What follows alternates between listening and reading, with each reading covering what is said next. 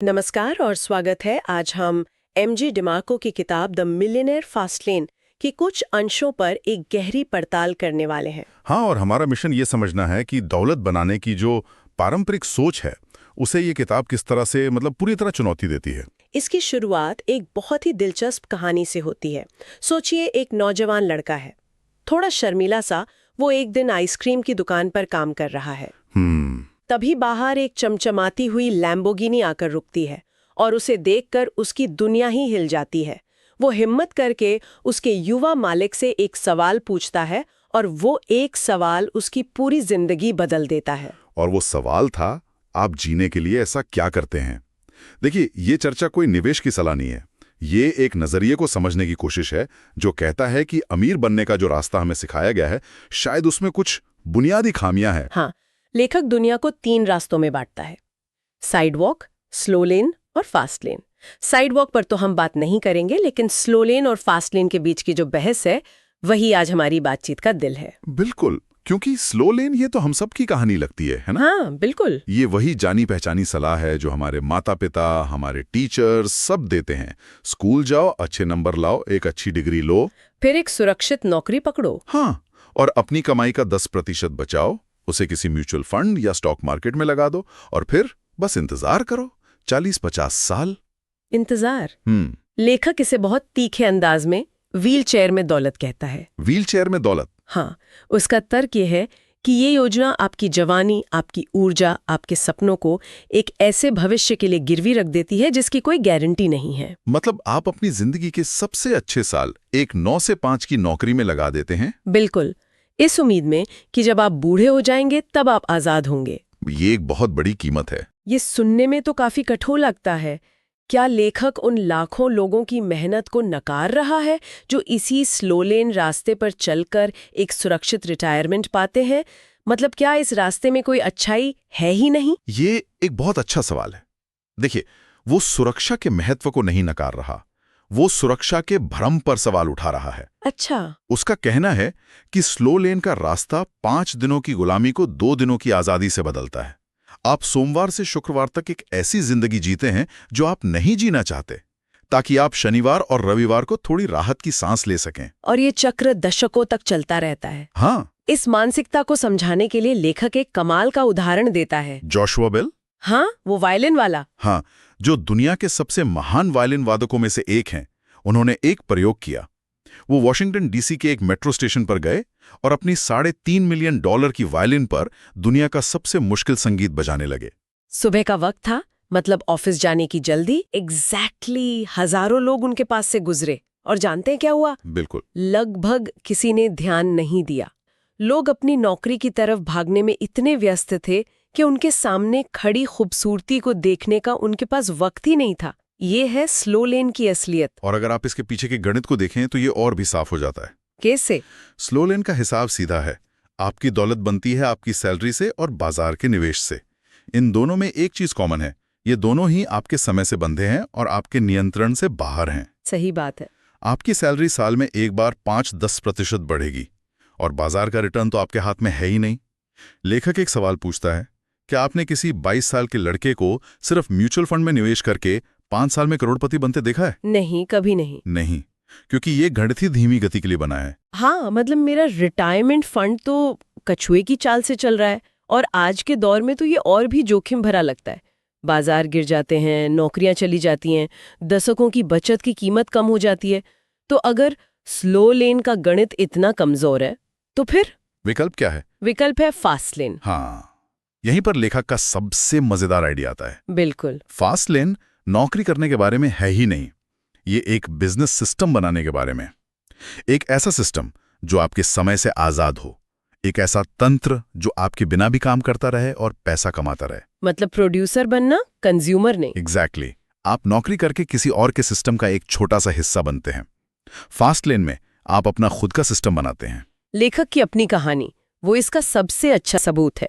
College के बाद जब उसके सारे दोस्त बड़ी बड़ी कंपनियों में नौकरी कर रहे थे, घर खरीद रहे थे, अपना करियर बना रहे थे, हाँ, तब वो अजीबोगरीब काम कर रहा था। कभी लिमुजीन ड्राइवर, कभी पिज्जा डिलीवरी। उसके कई बिजनेस तो शुरू होने से पहले ही बंद हो गए। उसकी माँ उसे हर दिन ताना मारती थी कि बेटा कब एक असली नौकरी करोगे। और उसकी गर्लफ्रेंड भी उसे छोड़कर चली गई। वो पूरी तरह टूट चुका था। लेकिन उसी लिमुजीन चलाने वाली नौकरी ने उसे वो मौका दिया जिसके बारे में स्लो लेन पर चलने वाला इंसान सोच भी नहीं सकता। हाँ, वो बर्फबारी वाला किस्सा। हाँ, एक दिन बर्फबारी हो रही थी और उसका एक क्लाइंट एयरपोर्ट जाने के लिए परेशान था। उसने लेखक से पूछा, क्या तुम न्यूयॉर्क में किसी अच्छी लिमो कंपनी को जानते हो? और बस उस एक सवाल ने लेखक के दिमाग में बत्ती जला दी। उसने सोचा, अगर कोई शिकागो में है और उसे न्यूयॉर्क में लिमो चाहिए तो वो भरोसेमंद कंपनी कैसे ढूंढेगा? ये एक बहुत बड़ी समस्या थी। और इसी जरूरत को पहचान कर उसने एक वेबसाइट बनाई। शुरुआत में कुछ खास नहीं हुआ, कुछ $100 की कमाई हुई, लेकिन वो लगा रहा। वो लाइब्रेरी जाकर प्रोग्रामिंग की किताबें पढ़ता था, कोड सीखता था, अपनी वेबसाइट को बेहतर बनाता रहा। धीरे धीरे उसने उसे एक ऐसे सिस्टम में बदल दिया जो अपने आप चलता था। एक दिन उसने अपने दोस्त को दिखाया कि कैसे उसकी वेबसाइट पर हर मिनट दुनिया भर से पूछताछ आ रही है, सैकड़ों ईमेल्स। और उसके दोस्त ने कहा था, यार इन ईमेल्स को किसी तरह पैसे में बदलो। हाँ, और वहीं से असली खेल शुरू हुआ। यहीं पर फास्टलेन का सबसे जरूरी सिद्धांत सामने आता है। लेखक कहता है कि दौलत एक प्रक्रिया है, कोई घटना नहीं। अच्छा, प्रक्रिया, घटना नहीं। हाँ, जब कोई एथलीट $50 मिलियन का कॉन्ट्रैक्ट साइन करता है तो दुनिया को वो घटना दिखती है, लेकिन उसके पीछे सालों की प्रक्रिया छिपी होती है। सुबह 5 बजे उठकर प्रैक्टिस करना, चोटें सहना, हजारों बार असफल होना। सही बात है। फास्टलेन वही प्रक्रिया है और वो रातों रात नहीं होती। और फास्टलेन का गणित भी बिल्कुल अलग है। यहां दौलत का समीकरण है शुद्ध लाभ प्लस संपत्ति का मूल्य। और इस समीकरण के जो वेरिएबल्स हैं, जैसे आपकी वेबसाइट पर कितने लोग आते हैं, उनमें से कितने ग्राहक बनते हैं, हाँ, या हर बिक्री पर कितना मुनाफा होता है, ये सब आपके नियंत्रण में होते हैं। बिल्कुल। लेखक ने अपनी वेबसाइट का कन्वर्जन रेट सिर्फ 1% बढ़ाया और उसकी कमाई में हर महीने $14,400 का इजाफा हो गया। ये किसी नौकरी में कभी संभव नहीं है। कोई बॉस आपको एक साल में 1000% की तरक्की नहीं देगा, कभी नहीं। इसी को लेखक मनी ट्री यानी पैसे का पेड़ कहता है। एक ऐसा बिजनेस सिस्टम बनाना जो आपके बिना भी फलता फूलता रहे, जिसकी जड़ें गहरी हों। हाँ, और जो लगातार फल देता रहे। इसके 5 मुख्य प्रकार हो सकते हैं। पहला, किराए के सिस्टम जैसे रियल एस्टेट। दूसरा, कंप्यूटर या सॉफ्टवेयर सिस्टम जैसे एप्स, वेबसाइट्स। तीसरा, कंटेंट सिस्टम जैसे किताबें, कोर्स। चौथा, डिस्ट्रीब्यूशन सिस्टम। और पांचवां, ह्यूमन रिसोर्स सिस्टम। एक मिनट, यहाँ मुझे एक सवाल है। कंटेंट सिस्टम जैसे एक ब्लॉग या यूट्यूब चैनल, ये सुनने में तो बहुत अच्छा लगता है, लेकिन आज के दौर में जहाँ हर कोई कंटेंट बना रहा है, क्या ये सच में एक वायबल मनी ट्री है? इसमें तो प्रवेश का नियम, जिसके बारे में हम आगे बात करेंगे, वो टूटता हुआ लगता है। ये बहुत ही बढ़िया सवाल है और आप बिल्कुल सही हैं। लेखक के अनुसार सिर्फ एक ब्लॉग या यूट्यूब चैनल शुरू कर देना फास्टलेन नहीं है, वो तो भीड़ का हिस्सा बनना है। अच्छा, फास्टलेन तब शुरू होता है जब आप उसके चारों ओर एक सिस्टम बनाते हैं। क्या आपके पास ऐसे प्रोडक्ट्स हैं जो आपका कंटेंट बेचता है?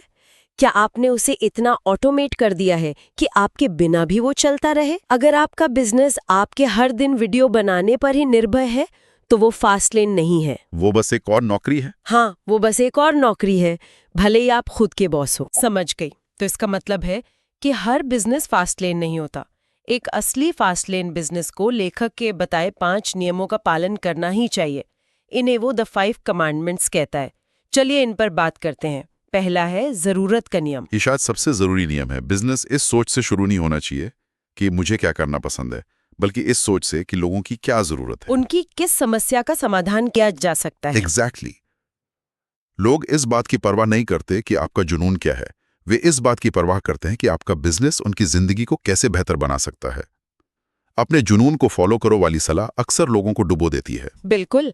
कितने ही स्टार्टअप्स इसलिए फेल हो जाते हैं क्योंकि वो एक ऐसा प्रोडक्ट बनाते हैं जिसे कोई खरीदना ही नहीं चाहता। दूसरा नियम है प्रवेश का नियम। जिस बिजनेस में हर कोई आसानी से घुस सकता है, वो रास्ता ट्रैफिक जाम से भरा हुआ है। इसका सबसे अच्छा उदाहरण नेटवर्क मार्केटिंग या MLM है।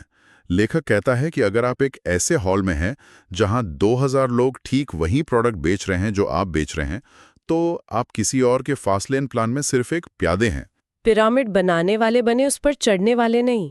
सही बात। जहां भी प्रवेश आसान होता है वहां मुकाबला बहुत ज्यादा होता है और मुनाफा बहुत कम। तीसरा नियम नियंत्रण का नियम। ये मुझे आज के गिग इकोनॉमी और क्रिएटर इकोनॉमी के लिए बहुत जरूरी लगता है। आप पूरी तरह से किसी एक प्लेटफॉर्म पर निर्भर नहीं रह सकते, है ना? आप बिल्कुल सही कह रही हैं। आपका अपने बिजनेस पर पूरा नियंत्रण होना चाहिए। आप किसी और की गाड़ी में सवारी करने वाले हिचहाइकर नहीं बन सकते। मतलब? जैसे जो लोग पूरी तरह से गूगल एडसेंस या Amazon एफिलिएट्स पर निर्भर रहते हैं, अगर कल गूगल या Amazon अपनी पॉलिसी बदल दें तो उनका बिजनेस एक रात में बर्बाद हो सकता है। क्योंकि बिजनेस का स्टीयरिंग व्हील उनके हाथ में नहीं है। बिल्कुल, किसी और के हाथ में है। चौथा नियम है पैमाने का नियम। इसका मतलब है कि आपके बिजनेस में लाखों लोगों तक पहुंचने की क्षमता होनी चाहिए। लेकिन यहाँ एक सवाल है, क्या स्केल ही सब कुछ है? कई लोग एक छोटे फायदेमंद लोकल बिजनेस से भी बहुत खुश और अमीर होते हैं। क्या लेखक इस नजरिए को पूरी तरह से खारिज कर देता है? ये एक और बेहतरीन सवाल है। लेखक उस लोकल बिजनेस की सफलता को खारिज नहीं करता, वो बस उसे फास्ट लेन की परिभाषा में नहीं रखता। अच्छा। उसके नजरिए से एक लोकल कॉफी शॉप जिसका मालिक दिन में 12 घंटे काम करता है, वो एक बहुत अच्छी नौकरी है जो उसने खुद के लिए बना ली है।